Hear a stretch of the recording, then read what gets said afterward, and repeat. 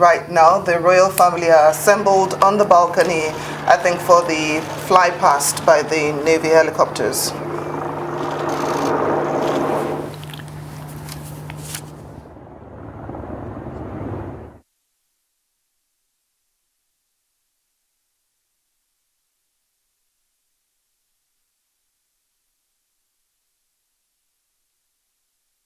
They are as low as they are allowed, and they can see the Queen's.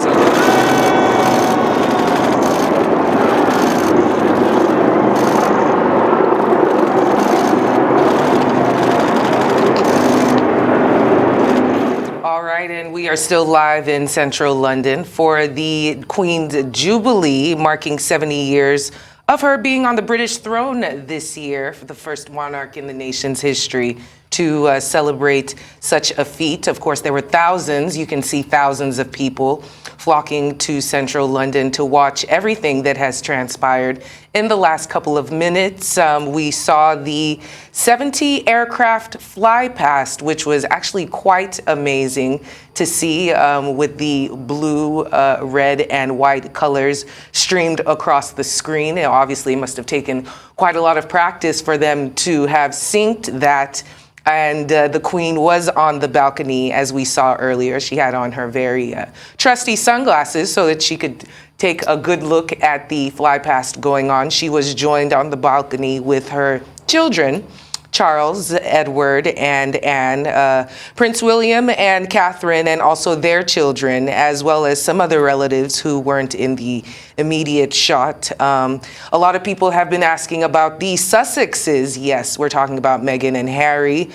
They were apparently at the ceremony at the Horse Guards Parade earlier on in the day, but we did not see them join the rest of the royals on the balcony. And this was apparently due to the fact that they are not active royals carrying out official duties. And the Queen had announced last month that only royals carrying out official duties would be included on the balcony. So once again, it seems like a large amount of British citizens have trooped out to witness the Queen's ceremonic feat of 70 years on the throne. Of course, they have 4 days off to watch and witness such, and everyone seems to be in a celebratory mood. We will be speaking to our Arise correspondents live in the UK, Lape Olarinoye and, of course, Adefemi Akinsoya. But currently, we have Lape Olarinoye. She, of course, like the rest of us, has been monitoring the developments live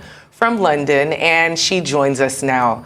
Lape, thank you for joining us, and I guess happy Jubilee Day to you all over there. How would you sum up the current mood in the country at the moment? Well, good afternoon to you, Howard. I mean, the current mood is jubilation, really, all round. I mean, I've just popped my head outside and seen that everybody's dressed up in some sort of blue, red, or white. There are tea parties going on, which is very familiar. It's a very familiar culture in Britain, where people drink tea in the day and eat scones and have, you know, a lovely exchange of words. Also, I mean, the most important thing right now is it's a nice sunny day. Yesterday was pouring with rain for the whole day, and in typical British weather, it's now very sunny today, and we've seen that in all the pictures that we've seen today at the Trooping of Colour, where thousands of people were gathered to watch that, and luckily the sun shone very brightly and made it even more spectacular, and people have been looking forward to this right from the beginning of the year. Of course, there are also people that are sad for the Queen that she's not able to celebrate this gigantic feat with her beloved husband, who passed away, around this time last year. So there seems to be a general mood of happiness, as you can imagine. She's the longest reigning monarch, and she's the nation's sweetheart. Everybody really across Britain loves the Queen, and most people have lovely words to say about her. Very well said, Lape. But I'd like to ask about the significance of Prince Charles taking the royal salute. Of course, we know, based on tradition, the Queen was supposed to do that. For health reasons, she didn't. I'd like to ask, what's the significance of that? Well, actually, that is very significant, and it's a great question that you asked there, and it's significant particularly because it's a clear indication that the Queen, who is very elderly now, is showing the country that she loves and serves and has given so much duty to, that this is going to be kind of the next future of the royal family. It's almost symbolic of a handover. This is not the first time that we've seen Prince Charles come to take the salute. We've also, seen him open Parliament a couple of weeks ago in the absence of the Queen. So it's a key indication to the British nation that there is a handover going on. There's a transition of power within the royal household going on, and that's significant because the Queen isn't going to live forever. I mean, we are happy that she's been on the throne for 70 years, but there must be some sort of delegation, and it's the cycle that tends to happen within the royal family. When one monarch gets old or passes away, then of course whoever's next will take over, and so we're seeing that kind of transition quite clearly at very, very major celebrations. So, Lape, how would you describe the reign of Queen Elizabeth over these 70 years? I mean, it's been remarkable. As you can imagine, she's witnessed 14 UK prime ministers. She's also witnessed 14 US presidents. So that alone shows how significant, how integral she has been with not just, her reign as a monarch, but also global politics. She has seen, a range of prime ministers come in and to visit her once a week for 70 years. That's a huge feat. She's also witnessed a number of wars as well in her lifetime. She's also been a huge part of diplomatic treaties. I mean, she has been somebody that has always been there. I think even if you look at families, very, very small families, we've seen that she's been able to witness, a number of generations. I mean, I have a son and I can't believe that he's alive to even see the Queen on the TV. I mean, it shows you kind of how impactful her reign has been, how significant her reign has been. And I think a lot of people will cherish this moment because it could potentially be her last Jubilee. She is 96 years old after all. She has lived for a very long time, and this very well could be the last that we see. What does the future hold for the royal family, especially in this time of transition? Well, Howard, it goes back to your initial question, why are we kind of seeing this, Prince Charles taking over in some parts and so on. So I think, the future of the royal family is in the hands of the next generation, that being Prince Charles and, of course, Prince William, the Duke of Cambridge. So there is a line and there's a hierarchy, and there's a hierarchy of responsibility that we're seeing more and more now. And that is the future of the royal family, that we might potentially see the next two generation of kings and not a queen, unless something dramatic happens, which happened in the Queen's lifetime. We all remember that she was never meant to be the Queen, but of course the abdication put her in this position, which she's been for the last 70 years. So as I say, the future of the royal family is in the next generation, Prince Charles and Prince William, and then of course their lineage would then take over. But it's a clear indication. The celebrations have shown us that there's a clear indication that there is going to be a transition of power in the near future. And I think whether or not the British public will embrace it is, of course, subject to debate. But one thing is clear is that the British public, adore the Queen and by default adore the royal family. Lape, thank you so much for joining us and for your wonderful analysis. What's actually very interesting is the turnout in terms of the crowd, people who showed up for this celebration. And one of them actually said it feels sad because this is the last time we'll be saying God save the Queen. And they'll probably be saying God save the King for the next 3 generations. Well, for more on those celebrations, we can go live to Buckingham Palace, where Arise international correspondent Adefemi Akinsoya joins us now. And Adefemi, thank you for joining us. You look lovely, and I think you're in celebratory mode right now. Please tell us which parts of the day celebrations have already taken place, and what can we expect for the rest of the day? Oh, ladies, it's been wonderful. It almost breaks my heart that we're coming to each other just a few minutes later than what I was expecting, because what we've just seen is, of course, the end of Trooping the Colour, which is the military parade that started earlier around where we stood here, around the Buckingham Palace area, proceeded down the Mall to the Horse Guards Parade, and then back down, which is where we saw the first remnants of the royal family. So we did see Kate and her children alongside the Duchess of Cornwall making their way into Buckingham Palace, and then we saw the Queen come out onto the balcony, initially wearing a sky blue ensemble there, waving out to the crowd before the rest of her family joined her for the aerial flyover of all of these different types of aircrafts, and then that was capped off with the final passage of those aircrafts with all of those colours, the red, the white and the blue. And there was also a collection of airplanes that was shaped in 70, obviously marking this Platinum Jubilee. So it was beautiful, beautiful scenes. I just stood here with the biggest smile on my face, taking it all in. But yeah, wonderful scenes. We've got to see a few members of the royal family. Of course, the Queen has come by, and of course we saw that flyover procession, which was wonderful. That capping off the first major day of these Platinum Jubilee celebrations, with this coming to an end, this aerial show and the Trooping the Colour parade coming to an end. This is really the crux of what we were expecting on day one, and then that obviously moved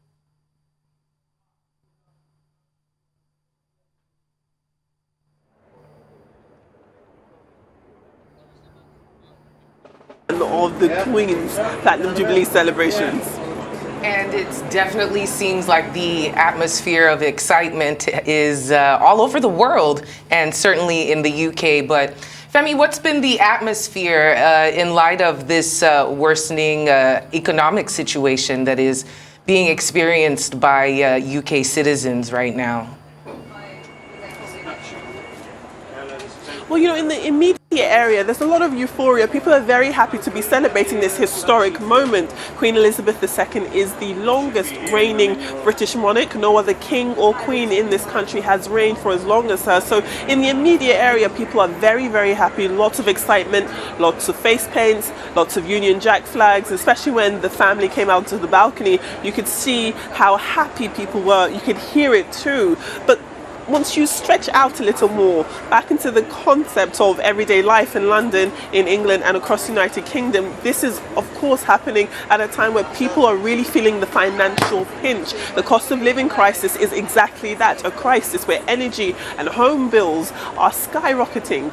More families than ever are relying on food banks in order to feed their families.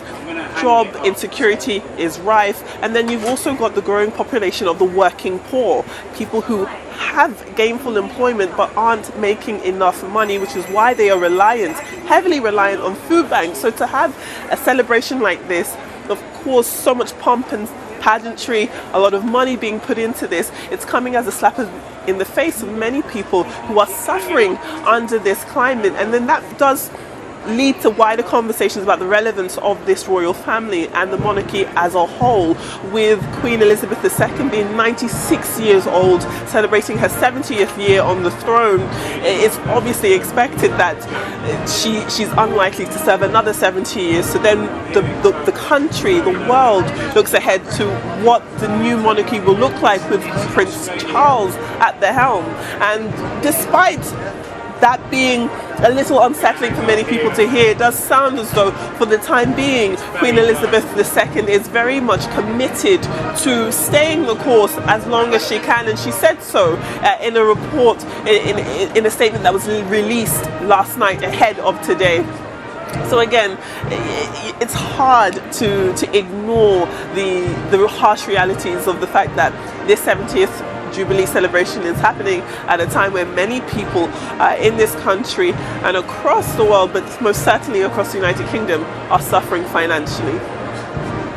Well, Lape, let me ask you, the Jubilee traditionally coincides with the Queen's birthday, but the actual birthday is in April, isn't it? Can you tell us a bit more about that?